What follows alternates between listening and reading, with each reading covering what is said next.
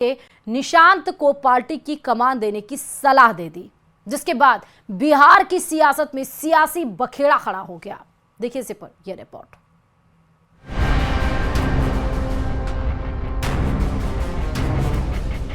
बिहार की चुनावी सियासत है या फिर किसी ग्लोब का केंद्र बिंदु, सारे जहां में घूमता है मगर फिर आकर वहीं अपने केंद्र यानी नीतीश कुमार पर टिक जाता है। एक बार फिर बिहार की सियासत नीतीश कुमार के नाम, काम और कमान पर आकर टिक गई है। एक हफ्ते पहले तक बिहार की सियासी फिजाओं में एसआईआर यानी स्पेशल इंटेंसिव रिवीजन, बढ़ते अपराध से बिगड़ी कानून व्यवस्था, सावन में ललन सिंह की मटन पार्टी पर सवार, भ्रष्टाचार और लालू की पारिवारिक कलह के इर्द गिर्द घूम रही थी। लेकिन जब बात बिहार के नेतृत्व की आई तो फिर सियासी सुई घूमकर नीतीश कुमार पर आ टिकी। ऐसा तब हुआ जब राष्ट्रीय लोक मोर्चा के अध्यक्ष उपेंद्र कुशवाहा ने नीतीश कुमार को पार्टी की कमान बेटे को सौंपने की सलाह दी है। निशांत के जन्मदिन के मौके पर नीतीश कुमार को यह सलाह दी गई। उपेंद्र कुशवाहा ने कहा कि पार्टी और सरकार साथ साथ चलाना नीतीश कुमार के लिए उचित नहीं है। सरकार चलाने का उनका अनुभव लंबा है, लेकिन पार्टी की जवाबदेही को लेकर उन्हें समय रहते ठोस फैसला ले लेना चाहिए। यही नीतीश कुमार और जेडीयू के हित में होगा और फैसला लेने में जितनी देरी होगी उससे पार्टी को उतना ही नुकसान होगा। उपेंद्र कुशवाहा ने बिहार की सियासत के केंद्र यानी सुशासन बाबू को सलाह दी तो सियासी बयानों की बाढ़ आ गई। बीजेपी ने नीतीश कुमार को बिहार की जरूरत बताया तो जेडीयू ने भरोसेमंद। नीतीश कुमार जी ने अपने सामने अगर बिहार में किसी राजनेता को राजनीतिक प्रशिक्षण दिया है तो उसमें उपेंद्र कुशवाहा जी हैं। उपेंद्र कुशवाहा जी की यह निजी राय हो सकती है। आज नीतीश कुमार जी के सुपुत्र निशांत का जन्मदिन है। उन्होंने अगर पार्टी को लेकर के अपनी कोई निजी राय दी है तो ये छोटे भाई और बड़े भाई के बीच की बात है। पर एक बात स्पष्ट है, उपेंद्र जी की भी राय इस पर बिल्कुल स्पष्ट है कि बिहार को अभी नीतीश कुमार जी के नेतृत्व की आवश्यकता है। माननीय उपेंद्र कुशवाहा जी को माननीय नीतीश कुमार जी ने विधायक दल का नेता बनाया, विपक्ष का नेता बनाया, राज्यसभा में नामित किया, तो उन्होंने भी सोशल मीडिया के जरिए अपना सलाह दिया है।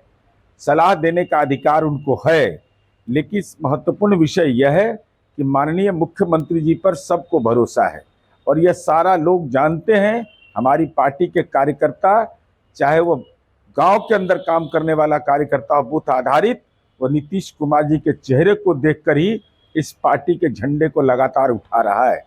तो जो भी फैसला वो लेते हैं वो सुगंध के रूप में होता है, दुर्गंध के रूप में नहीं होता है।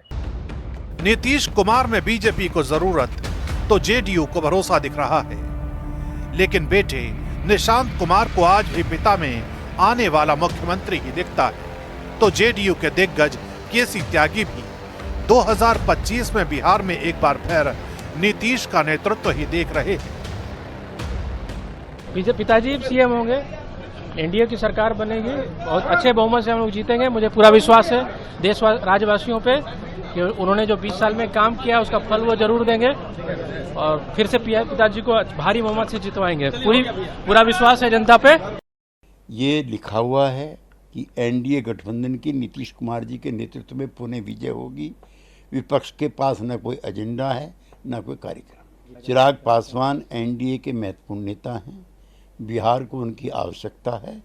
कोई भी अपराधी संगठित गिरोह ऐसा दुस्साहस करने की सोच नहीं सकता कि श्री चिराग पासवान को छू सके। नीतीश के हर मुंह पर आरजेडी की पैनी नजर है, फिर चाहे कोई उन्हें सलाह दे या फिर कोई उनसे सवाल करे, क्योंकि आरजेडी आज भी मानती है कि सत्ता का रास्ता आज भी नीतीश कुमार ही दिखाएंगे। लिहाजा आरजेडी एक बार फिर बिहार की सियासत को अपराध पर लेकर आना चाहती है।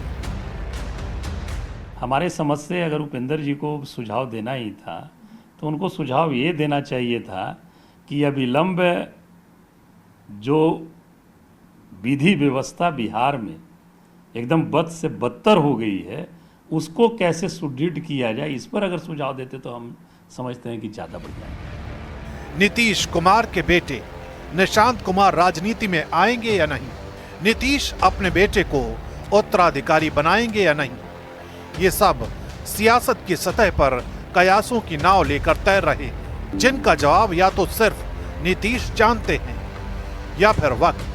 तो इंतजार कीजिए निशांत और बिहार के भविष्य का।